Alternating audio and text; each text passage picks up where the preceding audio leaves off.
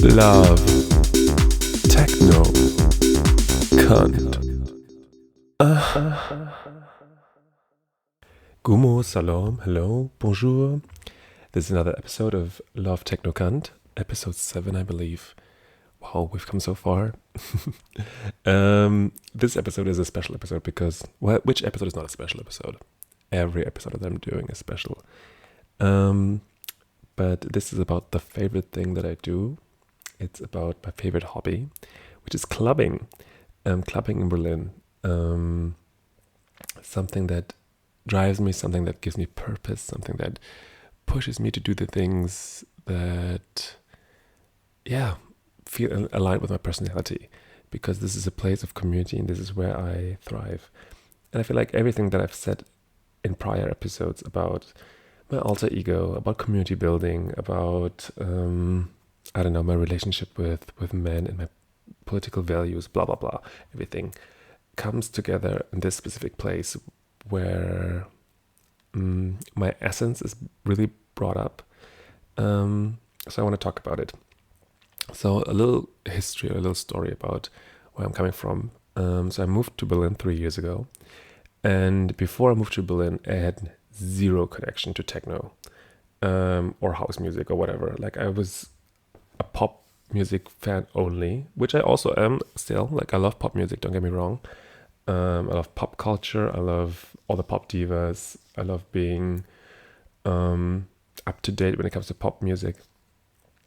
But clubbing wasn't something that I've never had fun with. Like it was always these heterosexual spaces where I went to, like these drunk spaces where just like 2000 music was playing, and I don't know, even the queer parties or gay parties that I went to in southern Germany or wherever I went to, or even in the beginning of Berlin, I went to Schwutz Club, which is a cute queer space, I'm not gonna lie, but it's not really techno culture. It's just pop music. You go there, you have like some drinks, and then you just dance a bit in the circle of friends that you have, and then you get drunk, and then maybe you look at some guy, like that was my experience, and then you hope that he looks back, and then maybe you just make out and have a moment, and at some point you get so drunk that you get home and you have a dizzy morning after. That was the partying experiences that I knew before my friend brought me to the clubbing scene, to the techno clubbing scene. And my impression of techno before I even went to any clubs was like, oh my gosh, this is without any vocals. Why would I go there? There's no, like, what is in there for me? Like for me, it's just like boom, boom, boom, or like, I don't know. Like my impression was like these big festivals, people being high on LSD, just don't knowing what they're doing, and it's like drug culture. I had so many prejudices towards techno, and I didn't even know what it really meant, and I wasn't prepared for where it took me. So me and my friend went to the first club, which is Club Ost, I believe it was, or I can't really remember which was the first party I went to, and I remember I hated it. I hated the atmosphere. I hated the crowdiness. I hated the music. It was just it was too much. Too overloaded. Everything was so dark. I remember remember my first evening in Club Ost, which is a club in Berlin, a techno club. And it was so dark. Everything was crowded. Everything was so edgy to me. So, I don't know, so worn down. And people were, I don't know, I felt like I was being so observed by everyone, but that was just my insecurity speaking. Of course, I had some lines of whatever, of several substances. I don't know if I want to talk about what substance I'm taking. I don't know if it's legal to talk about it, but yeah, sue me. But after I had some substances, these fears really amplified, and I couldn't ease into that. So I went home, and the next few times also it happened the same. So it was just like it was a lot of missed opportunities. But the people that I've gotten to know throughout, I don't know, Grinder or friends of friends that I met, they all went to techno. So I was like, okay, maybe there is something about it. And I also heard about this queer space called Berghain, which sparked my curiosity for coolness, because it's apparently so cool and everyone's so exclusive who's going there. So all these things were just leading me to try it out more. And I remember going out alone because at that time I didn't have many friends, and my ex-boyfriend left me because, I think I told you that I cheated on him, and I was on the verge of a lot of change in my life. And when you're on that verge, when you don't know where to go, and when you think you need a space where you can be yourself, but also where you can just like be driven by the flow of the night, techno spaces are the places to go. And I was thankful for having learned how to party by myself. So I went to these techno spaces alone, without friends, without having the need to feel obligated to a group.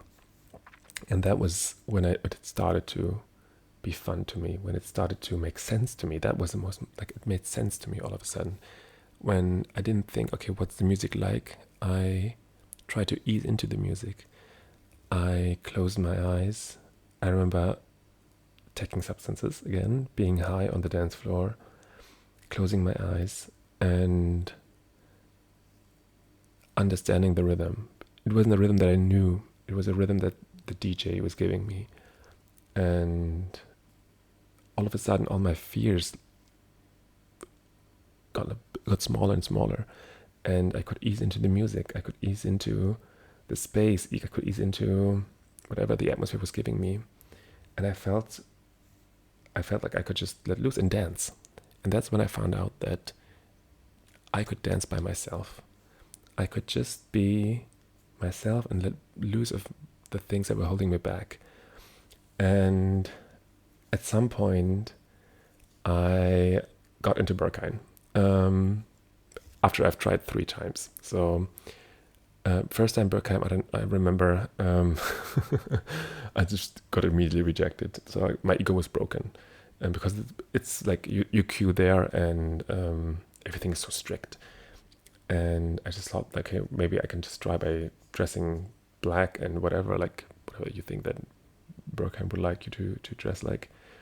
I got rejected. Then the next few times I also got rejected. So it took me, I think, almost half a year, like, I don't know, more, probably more, to get to my first, like my real Berghain night, Clubnacht.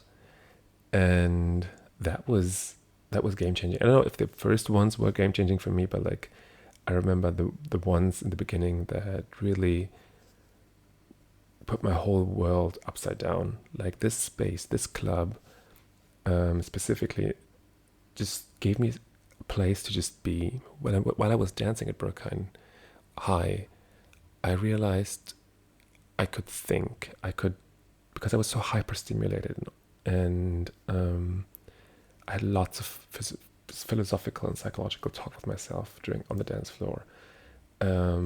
I've spoken to so many people from all over the world, from all different backgrounds and upbringings. I explored myself. Every time I went there, I learned something new about myself, how I wanted to behave, how I wanted to address people, how I wanted to approach people, how I wanted to dance. I even connected to my heritage a bit more, like since I'm Afghan and I've always dreamt of dancing as beautifully as the other Afghan women on Afghan weddings. I love these dance moves so much. And all of a sudden, when I was high at Berghain dancing, these Afghan dance moves came out of me, and I'm sometimes starting to dance in these traditional dance moves, and it's so connecting. It's so beautiful what this space can create within me. I also explored that sexuality is something that drives me a lot, and I was attracted to so many men, but sometimes you just don't know if they're attracted to you, or sometimes you think, okay, maybe I'm not attractive enough. It's like all this spiraling, and especially in the gay community where sexual validation and attractiveness and coolness come especially together in a club setting. I realized at some point that I want to detach myself from this because it's just distracting from the things that I want to do the most, which is partying, dancing, connecting with people. So over the years, I really started to decenter men while I'm clubbing and just focus on myself and the people that I actually like without chasing sexual highs. So yeah, that's one thing. But yeah, through the years, I feel like the club scene, clubs in Berlin, Berghain specifically, have become a space where I could explore myself, could explore the things that I wanted to explore, could think about a lot of things. I made a lot of big decisions there.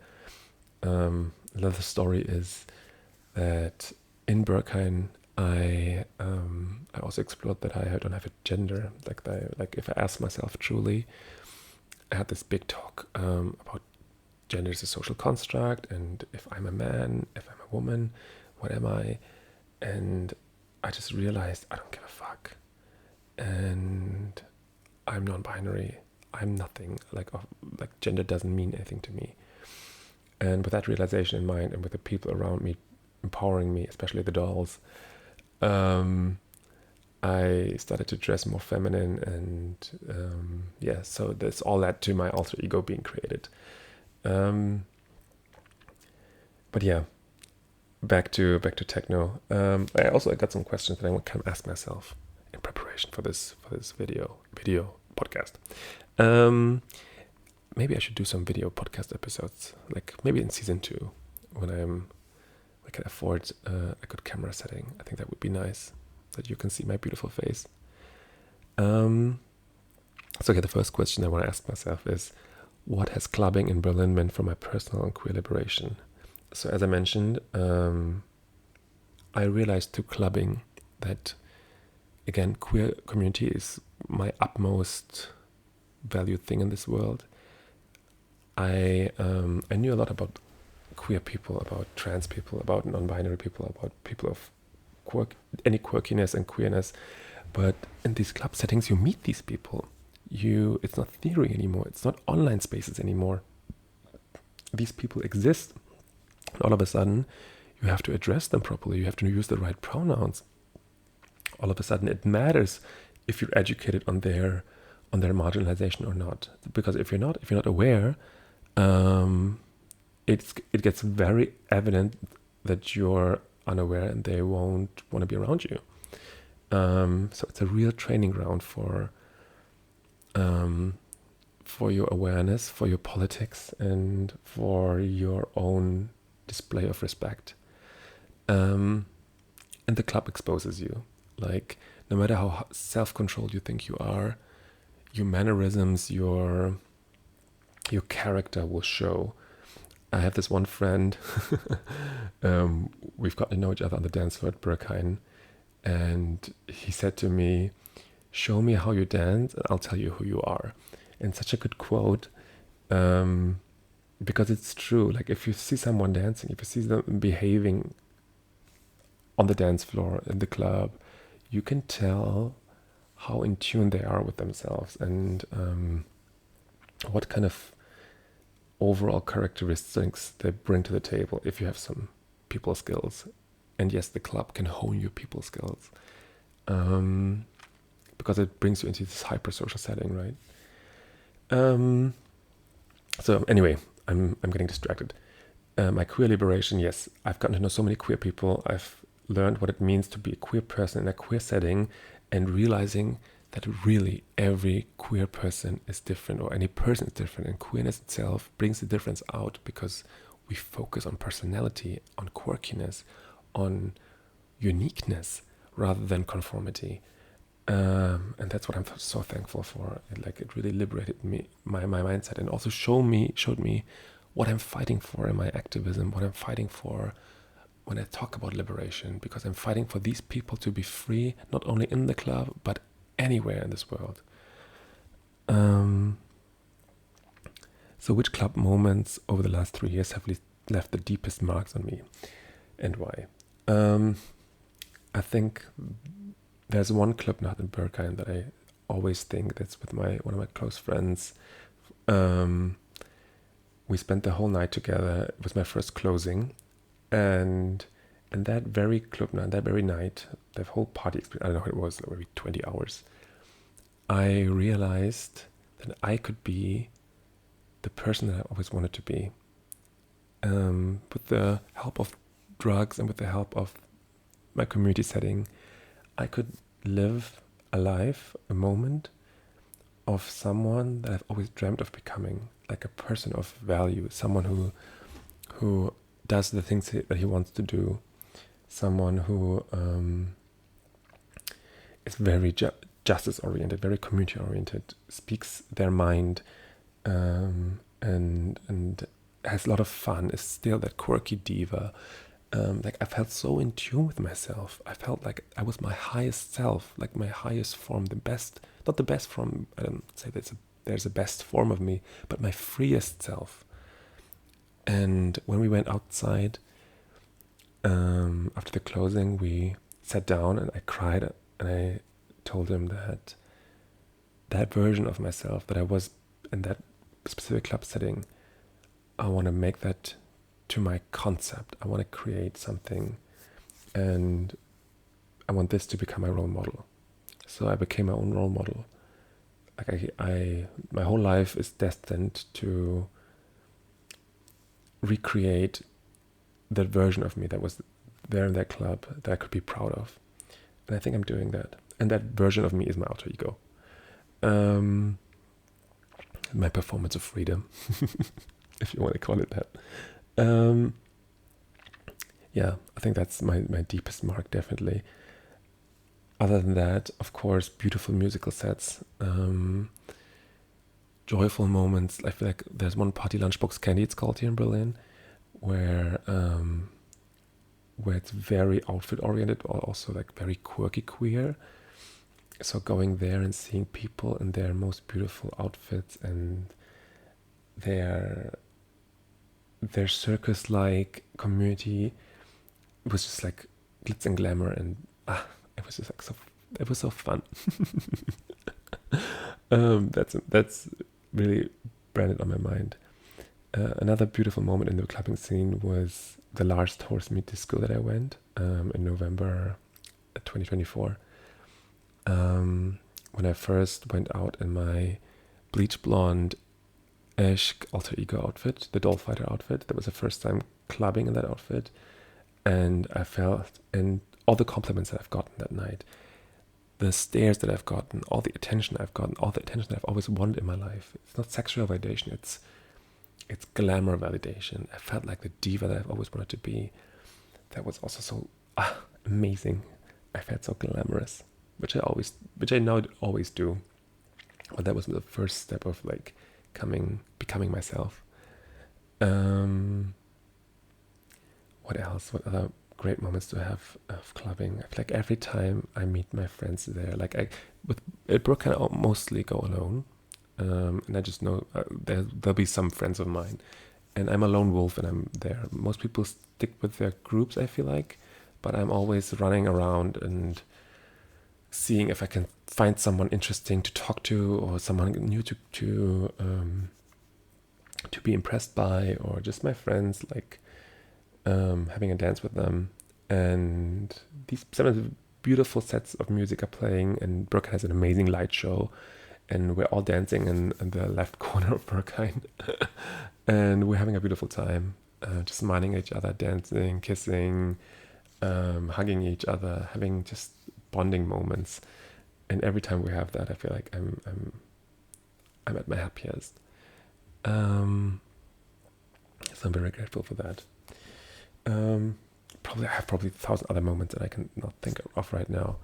Like every time we go to the stalls and oh my god, we're laughing so much. Like it's just hilarious what we experience, because everyone's just like is there to have fun. Let's be real. Clubs are playgrounds, and playgrounds for adults. So we can do whatever we want. We can be as quirky and comedic as we want.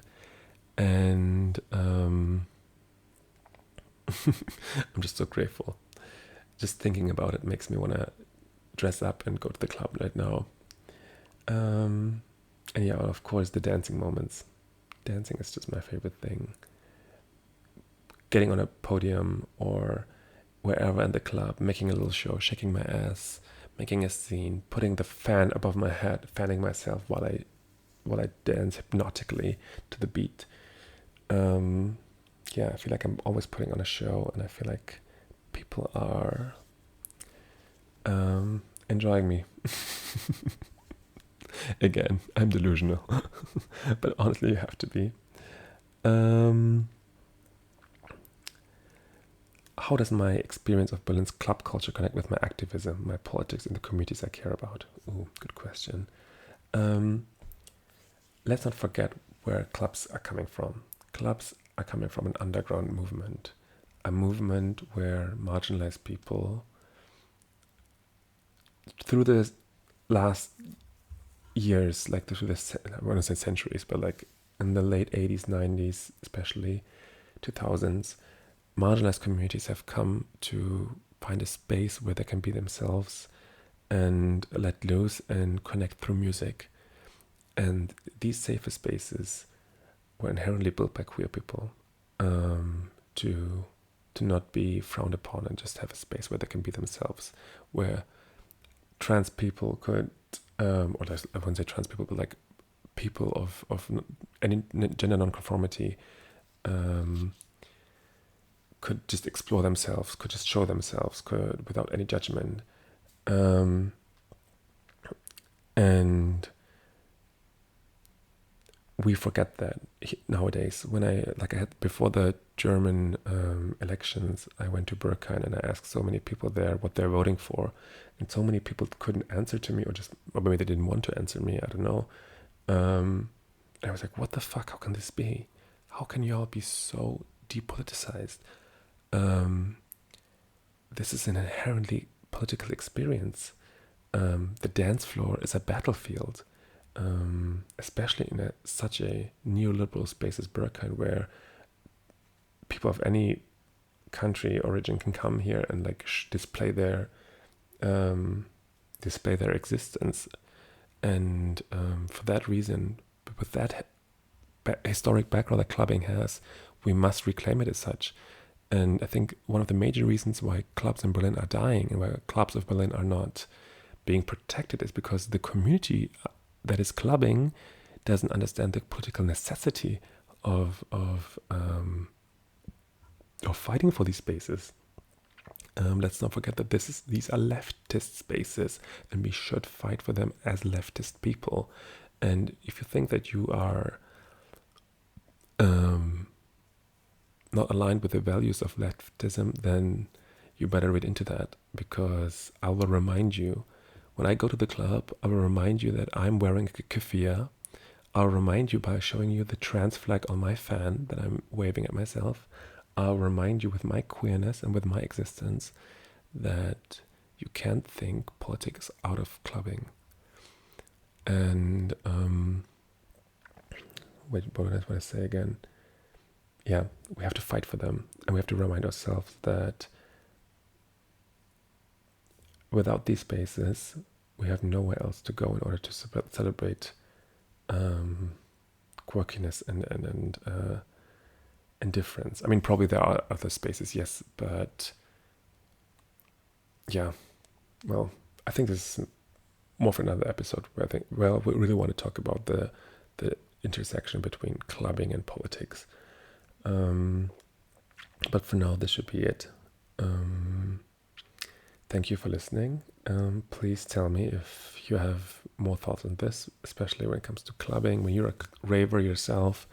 I want to hear so many more stories about this, and I have some guests prepared for this specific topic. And yeah, techno has saved my life. I am so thankful for this clubbing community. I'm so thankful for clubs in general. I'm also thankful for Berkheim for existing, for giving me a space throughout the last 2.5 years, like a space where at the darkest times I could go to every Sunday and be myself, be free, be also confronted with my own dark thoughts and fight against them and work with them and apply them to my real life self.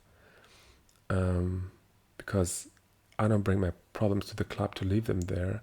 I take them to the club, work on them there, think about them there, and then take them back to the real life and apply the solutions there. Yeah, but that's maybe just my own approach to clubbing. But it means so much to have this space, of existing and thinking and exploring and having fun and community creating. I'm getting emotional, but I'm just grateful, very, very grateful. Thank you for listening. I love you, and stay safe. Stay safe in the clubs. Clubs can be dangerous, and for that reason, I think I'm doing another episode about the dangers of clubbing. I feel this is a good topic to have. So anyway, kisses and good night or good morning, whatever time you're hearing this.